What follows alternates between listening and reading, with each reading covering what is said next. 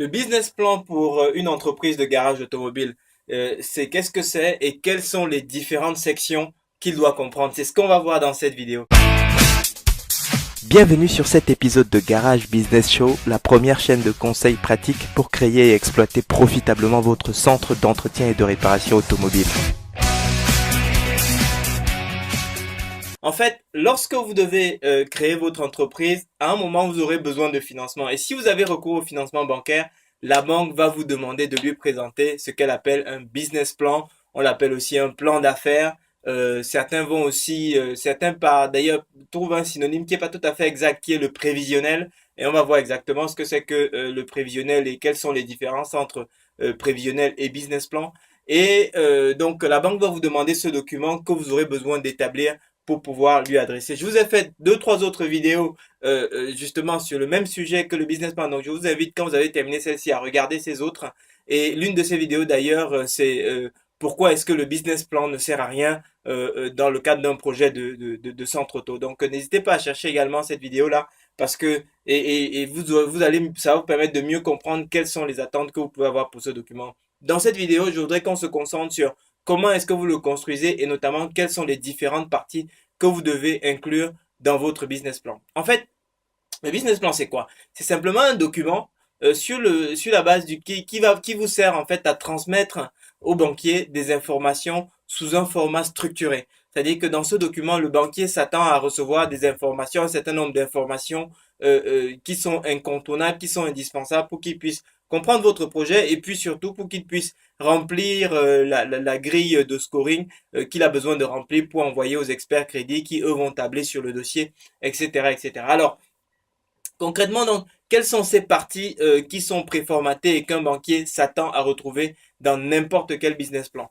En général, les business plans aujourd'hui commencent tous par une section qui s'appelle synthèse du projet. C'est-à-dire que ça s'appelle synthèse, d'autres l'appellent executive summary. Donc tout ça, ça veut dire résumé en fait. Globalement, vous résumez en une ou deux pages maximum l'ensemble du document que vous présentez au banquier. L'idée, c'est de lui permettre d'avoir un ordre, de se faire une opinion très rapide sur le projet, où est-ce que vous êtes, où est-ce que vous allez, combien ça va vous coûter, de combien vous avez besoin et combien est-ce que ça va permettre de produire. Globalement, c'est ça l'esprit de la synthèse du paragraphe qui concerne eh bien la synthèse du projet dans le business plan. Une fois que vous avez traité cette partie, alors la suite, vous avez soit vous commencez par présenter le concept que vous envisagez de créer, vous expliquez pourquoi est-ce que ce concept, voilà, quels seront les produits, l'offre de produits, services, etc. Soit alors vous commencez plutôt par la présentation de l'entrepreneur. Donc si vous commencez par la présentation du concept, dans le concept, vous présentez l'offre que vous allez proposer, vous présentez le segment de clientèle, même si on va revenir dans une autre section du business plan spécifiquement sur le marché, mais globalement donc vous présentez le produit, l'offre de produits, les niveaux de prix, les stratégies promotionnelles que vous allez utiliser, donc tout ce qui vous permet en fin de compte de faire en sorte que le banquier comprenne votre concept. Donc ça c'est la partie, ça c'est ce que vous avez présenté dans la partie concept concept de votre garage auto. Ensuite la partie suivante c'est là où vous présentez l'entrepreneur. Dans cette partie qui concerne l'entrepreneur, ce qui est important, c'est qu'on puisse comprendre la cohérence entre votre profil et le projet. C'est-à-dire que pour le banquier, la qualité de l'entrepreneur est une variable déterminante de sa décision de financer un projet ou pas, de vous suivre sur un projet ou pas. Donc, l'objectif de la partie qui vous présente, c'est de faire en sorte qu'ils se disent, OK, cette personne a le profil adéquat, a un profil cohérent avec ce projet, donc je ne prends pas trop de risques à la financer. Donc ça c'est donc la troisième partie. Donc résumé exécutif, présentation du concept, présentation de l'entrepreneur ou alors présentation de l'entrepreneur, présentation du concept comme vous préférez. Ensuite, la partie suivante, c'est la partie marché. C'est-à-dire que dans la partie marché, vous allez présenter votre étude de marché, quelle est votre zone de chalandise, combien de personnes est-ce qu'il y a sur le secteur, dans le cadre d'un centre auto ou d'une entreprise, voilà, il y a tant de foyers, l'équipement moyen des foyers en véhicule sur ma zone de chalandise est de tant véhicules par de temps de véhicule par foyer. Donc, je peux tabler sur un chiffre d'affaires potentiel de temps. Il y a déjà tel et tel concurrent, etc.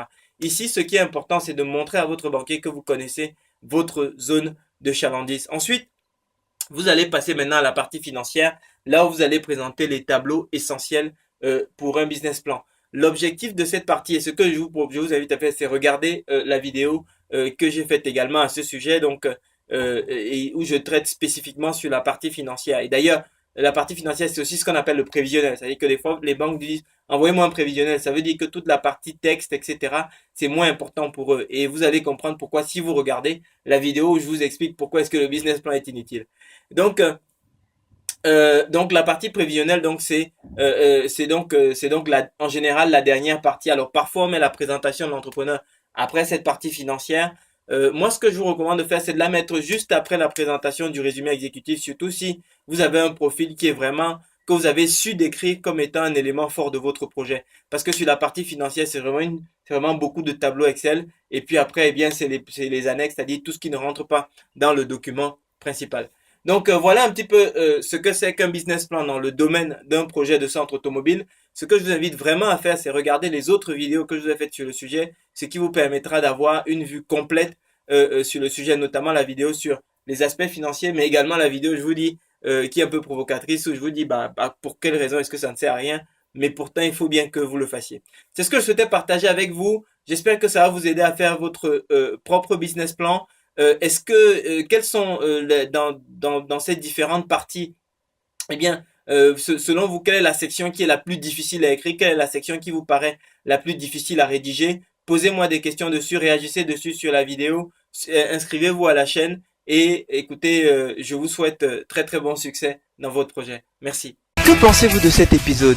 Eh bien, notez, commentez et abonnez-vous à la chaîne pour rejoindre notre communauté et profiter de bonus exclusifs et surtout, ne manquez aucun des épisodes à venir. Ensuite, rendez-vous sur garagebusinessshow.com pour télécharger gratuitement checklist, plan d'action et autres outils complémentaires pour maximiser vos performances. Je vous donne rendez-vous au prochain épisode et d'ici là, je vous souhaite bon succès dans vos aventures entrepreneuriales.